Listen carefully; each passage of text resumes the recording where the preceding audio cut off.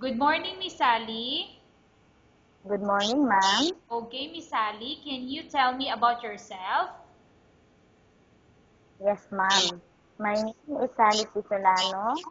I'm 37 years old. I'm single parent with two kids. I'm simple person, fearing with God, and I'm honest and hardworking. Okay, I have few questions for you to answer, so let's start. Why do you want to work as a maid? Ma'am, I want to work as a maid because I want to help my children, my family. I want to give a good future for my children. Okay, why you choose Malaysia when there is a lot of other country? I choose Malaysia because the people there, they are nice people, and it's very near here in my country, in Philippines, ma'am. Okay, how are you qualified for this job?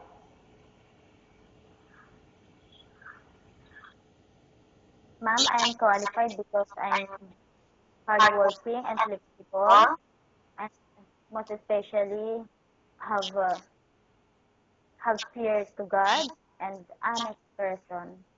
Okay, may I know what is your education level is?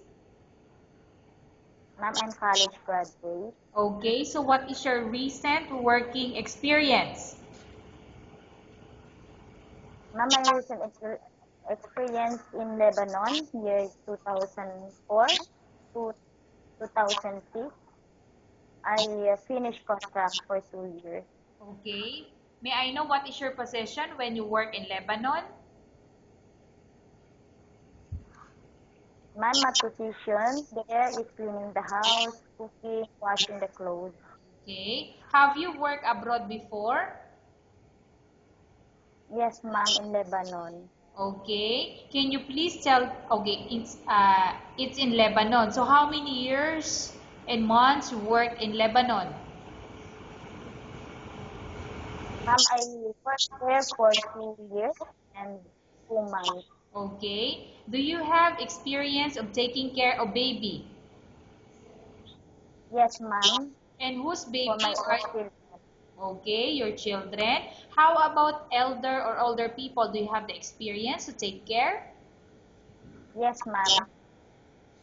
My Okay. my grandmother.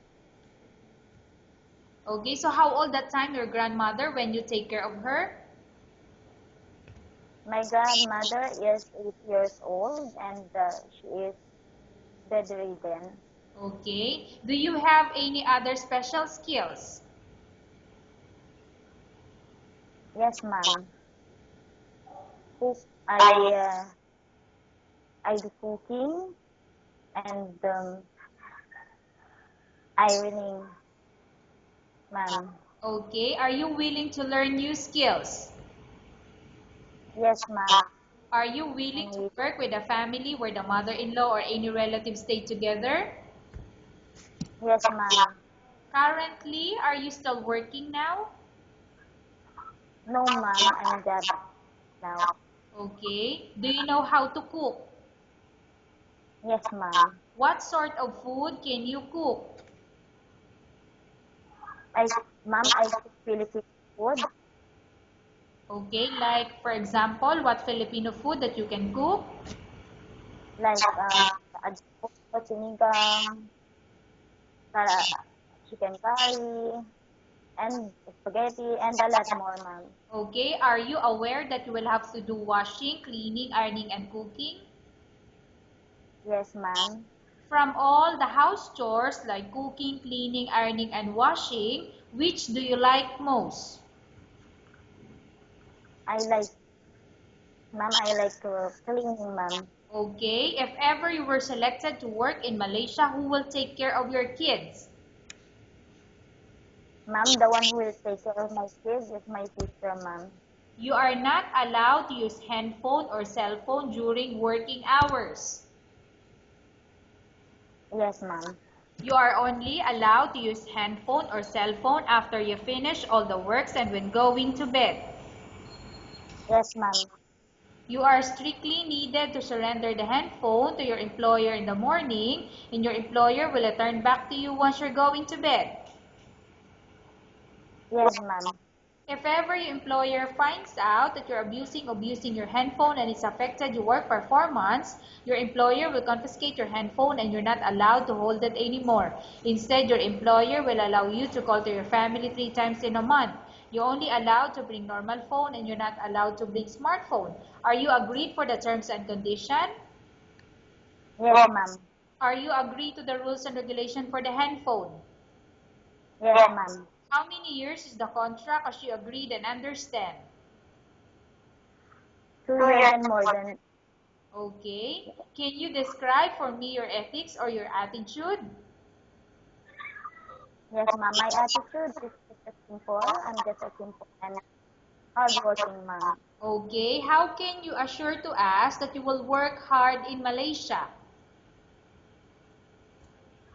Ma'am, I can assure you to work hard and be loyal and honest, ma'am. Okay. Can you promise not to use a telephone or cell phone without any permission of your employer? Yes, ma'am. Can you promise not to put on makeup but to dress properly while work? Yes, ma'am. Can you promise not to invite friends and relatives without the consent of your employer? Yes, ma'am. Can you promise not to ask for advance salary from your employer under any circumstances? Yes, ma'am. Do you really understand of the rules and regulation of the agency? Yes, ma'am. I understand, ma'am. Okay. Do you pay any placement fee for you to come to Malaysia to work as a maid? No, ma'am. Do you have any history of sickness, example breast cancer or any other illness? No, ma'am. Do you suffer from any skin diseases, allergy or physical defect? No, ma'am. Have you suffered from any serious illness? No, ma'am. Do you smoke?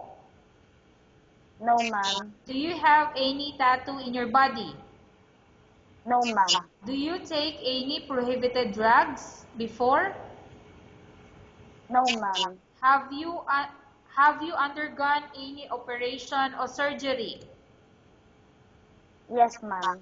Okay. So may I know what type of operation you underwent and what year is that? Cesarean operation, ma'am, when I was my first baby. Okay. So what year you underwent cesarean? Ma'am, that's the year of July 30, 1996, ma'am. Okay. Are you medically fit? Yes, ma'am. Are you in any medication? No, ma'am. Are you allergic with any food? No, ma'am. Are you prepared to work for the employer of any race? Yes, ma'am. Are you prepared to eat the type of food taken by your employer? Yes, ma'am. Are you afraid of being left alone in the house? No, ma'am. Are you afraid of dogs or other pets? No, ma'am. Can you promise to work according to instruction from your employer? Yes, ma'am. Do you have any immediate family working in Malaysia? No, ma'am. Okay, Miss Sally, we have finished our question section. Let's go to case study. I have a case study for you and I want you to answer me truthfully. Upon arrival in Malaysia within 6 months, if ever any of your family members pass away, what will you do? Will you continue to work till finish your contract or you will go back? I will continue, ma'am, to finish my contract. Okay. And I hope it will. Yes, ma'am. Go ahead, Miss Sally, what do you want to tell? I hope that it will not be happen to my family. Okay. Tell I us. just said Yes, Miss just to Sally. send the money, just to send the money for their financial support. Okay, Miss Sally, tell us about yourself and why do you want to work in Malaysia as domestic helper? Ma'am, Malaysia as your helper. And I will promise you to do all my best, to be hardworking, and to be honest with you.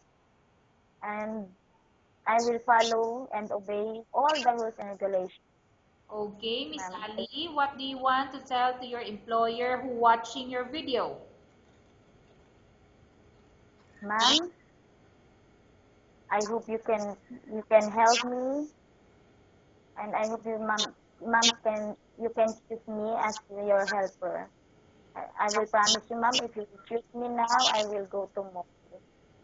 Okay, thank you very much, Miss Sally. We will update your agency if there's any selection made by the employer.